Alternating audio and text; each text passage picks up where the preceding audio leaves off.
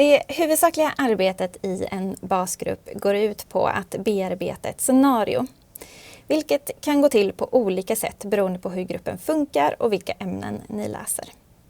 Det finns med andra ord inte ett exakt sätt att jobba med ett scenario och ni som grupp behöver komma fram till det som funkar bäst för er. Däremot vet vi att en bra struktur är att föredra så att ni håller er till det ni ska göra, att ni bearbetar ämnet tillräckligt djupt och att ni därmed får ut så mycket som möjligt av basgruppen. Ett sätt att strukturera upp basgruppsdiskussionerna är att fokusera på ett par frågor. Ni hittar dessa i PBL-guiden som ni fick när ni började utbildningen. De finns även tillgängliga i de flesta studiehandledningarna samt på fakultetens hemsida om PBL. Det handlar i huvudsak om 5 frågor som i sin tur kan fördjupas med följdfrågor. Det finns ingen exakt ordning som man måste ta frågorna i. Det är snarare ganska vanligt att man hoppar fram och tillbaka mellan dem under bearbetningens gång. Och en del av dem är dessutom viktiga att återkomma till flera gånger.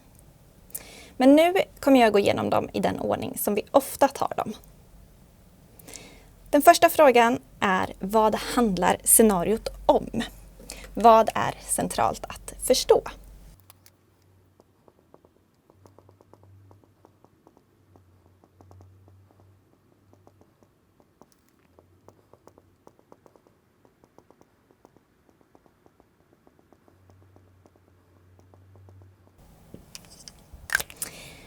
Och det här är en av de mest centrala frågorna eftersom ni genom den identifierar ämnet som ska stå i fokus för ert lärande. När alla har tagit del av scenariot som ni har fått för dagen, till exempel en text, en film, bilder med mera, börjar gruppen ofta spontant säga vad de tänker att det handlar om, vad de har reagerat på och noterat. Och här är det viktigt att ni har ett så pass öppet klimat i gruppen att man kan lyfta olika saker. Det är inte säkert att alla har reagerat på samma delar av scenariot och det är en av styrkorna med basgruppen eftersom ni kan få med fler perspektiv än ni hade fått på egen hand. Även om det också kan vara utmanande då ni eventuellt måste jobba lite mer för att komma överens. Men det är som sagt värdefullt att lyfta allt som dyker upp när ni tar del av scenariot. Man vet aldrig vad som gör att ni kommer vidare i bearbetningen. Ofta använder vi en whiteboard-tavla till den här delen av bearbetningsprocessen och skriver upp stödord för att komma ihåg allt som sägs. Andra gånger använder gruppen post-it-lappar där man börjar med att skriva ner stödord för sig själv, kanske för att underlätta så att alla kan vara delaktiga. Det är inte alltid lätt att hinna med i en brainstorming och då kan det vara ett sätt att låta alla få tid till att delta aktivt. Det här är också den fråga som är viktig att återkomma till många gånger under diskussionerna så att ni inte tappar bort vad det var ni skulle fokusera på. Precis som det kommer vara när ni arbetar med till exempel patienter. Deras situation och behov ska alltid stå i centrum för era insatser och så är det även med ett scenario. När ni är klara med att identifiera vad scenariot handlar om går ni vidare till den andra frågan. Vad vet vi redan?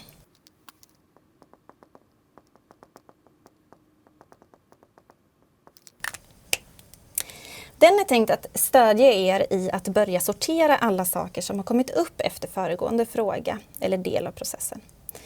Antagligen kommer ni ha identifierat många saker i scenariot, både det som är intressant och det som är mindre intressant. Och det gäller att sortera ut vad som är relevant att gå vidare med här och nu. Jämför man med arbetet med patienter, klienter, brukare med mera, kommer de antagligen ge er mer information än ni egentligen behöver för att hjälpa dem. Och då är det er uppgift att sortera ut det som är relevant för er att fokusera på.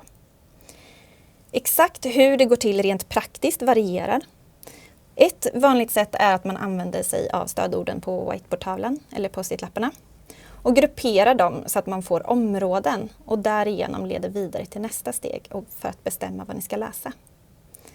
Det är inte alltid som det känns nödvändigt att göra den här grupperingen, men det kan vara värdefullt för att lyfta blicken och förstå saker ur ett helhetsperspektiv.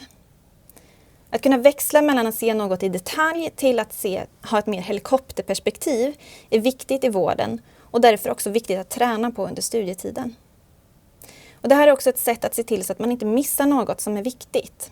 Att man verkligen har täckt allt. Det är inte allt för sällan man kommer på nya saker att fokusera på när man gör den här sorteringen, så den är bra att göra.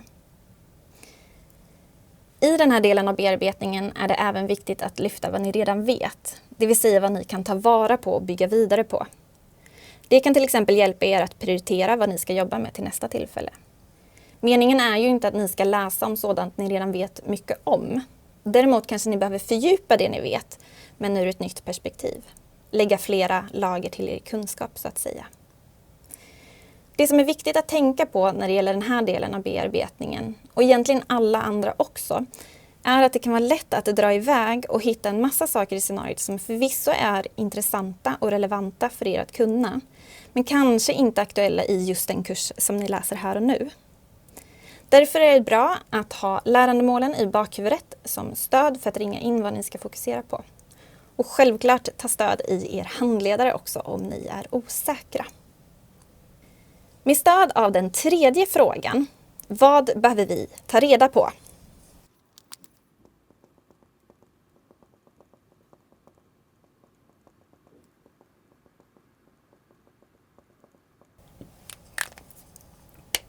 Fortsätter ni att ringa in vad det är ni ska fokusera på och kommer överens om vad ni ska göra till nästa basgruppstillfälle. Förhoppningsvis har ni fått hjälp av de tidigare delarna av bearbetningsprocessen och genom dem faller det sig hyfsat naturligt att forma frågor att läsa in sig på. Ofta lockar det att gå direkt till den här frågan och bestämma vad ni ska läsa till nästa gång utan att gå igenom de första delarna av processen. Fördelen med att ha lagt tid på de första delarna, frågorna, är att ni kan ha upptäckt något som ni inte skulle upptäckt om ni gick direkt till den här delen av processen. Och precis som i arbetet med patienter är det viktigt att inte skynda fram för fort så att man missar viktiga men kanske inte helt uppenbara saker. Med tiden, kunskap och erfarenhet går dessa steg fortare och flyter i regel in i varandra utan att ni behöver tänka på det. Men i början av studierna skulle jag vilja påstå att det är värdefullt att ha tålamod och ta stegen för sig så att man förstår betydelsen av dem och vilken roll de spelar. Under det här steget i processen kommer ni som sagt överens om vad ni ska läsa på till nästa gång, oftast genom att formulera frågor som ni ska svara på till nästa gång. Ta vara på stödorden och områdena så att ni håller er nära scenariot. Det brukar kunna variera exakt hur många frågor ni väljer. Ibland räcker det med en större fråga, andra gånger blir det flera mindre och mer specifika frågor. Tipset är dock att försöka få till så diskussionsvänliga frågor som möjligt för att underlätta nästa tillfälle då ni ska problematisera det ni har läst. Vilket är lättare sagt än gjort, jag vet. Så testa er fram, utvärdera er frågor och ta stöd i er handledare. Var också medveten om att du som enskild student kanske behöver ta reda på mer information än någon av de andra i gruppen beroende på vad du kan sedan innan. Det är kanske begrepp från scenariot som du inte känner till sedan tidigare, men som grupp har ni inte prioriterat dem och det blir istället upp till dig själv att läsa in dig på dem. Och det är i regel efter den här delen av bearbetningen som ni går hem och läser på det ni har kommit överens om. Om vi då har varit hemma ett par dagar och läst in oss på ämnet och vi har ett nytt basgruppstillfälle, då är nästa fråga, den fjärde, vad har vi lärt oss?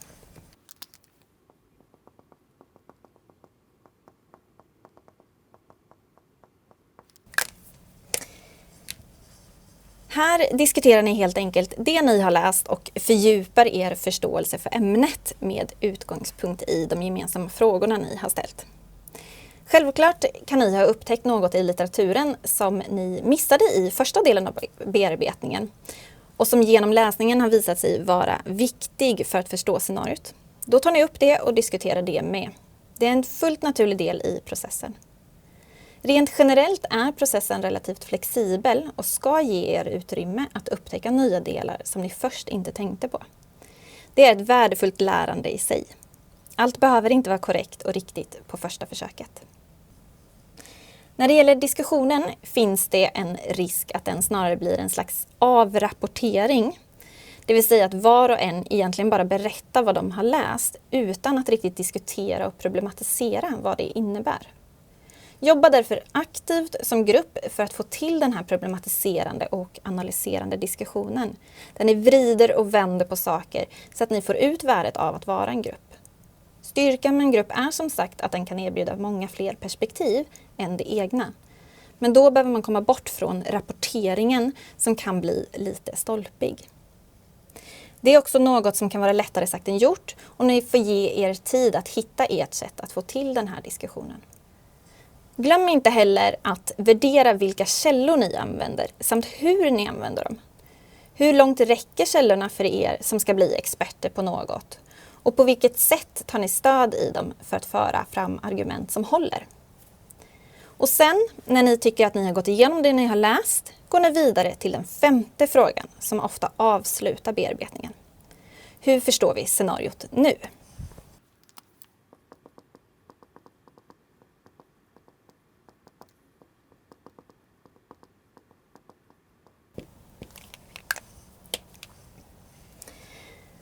Som jag nämnde i början ska alltid scenariot eller personen ni hjälper vara i centrum. Och det är därför viktigt att gå tillbaka till den för att se hur ni kan använda er nya eller fördjupade kunskap. Att kunna något rent teoretiskt är inte riktigt detsamma som att kunna använda det i realiteten. Det överförs inte automatiskt så att säga. Utan det är viktigt att relatera teoretisk kunskap till en specifik person eller situation.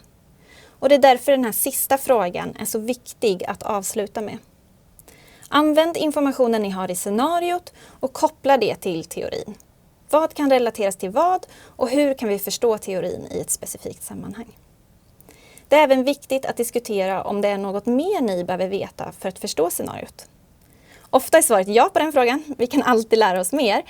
Men just i det här fallet måste det såklart vara inom rimliga gränser så att ni inte pressar er själva för hårt. Och då kan det handla om något som har dykt upp under diskussionerna som någon i gruppen hade läst, men inte du. Och du känner att det behöver du titta lite närmare på eftersom det verkade bra. Eller så fick ni tips av handledaren att även läsa på om något som ni hade missat som grupp. Som mycket annat är det här en viktig del att träna på under utbildningen då ni i arbetslivet kontinuerligt behöver värdera er egen kunskap och om den är tillräcklig eller behöver fördjupas. Det vill säga det vi syftar på när vi pratar om det livslånga lärandet. Och där har ni dem. Frågorna som utgör strukturen för bearbetningen av ett scenario. Det vi brukar illustrera med hjälp av en livboj. Efter ett tag kommer dessa frågor sitta i ryggmärgen och ni kommer inte tänka aktivt på dem. Arbetet i basgruppen kommer flyta på av sig själv. Och om man tänker efter är de egentligen redan från början ganska naturliga. Utan att reflektera över det brukar de flesta av oss på ett eller annat sätt ta oss an nya saker med stöd av dessa frågor. Men att vi i det här fallet gör det mer medvetet. Och skulle ni köra fast i basgruppsarbetet längre upp i terminerna kan det vara värt att ta fram frågorna och jobba aktivt med dem ett tag och förhoppningsvis lösa upp knuten på det sättet. Stort lycka till!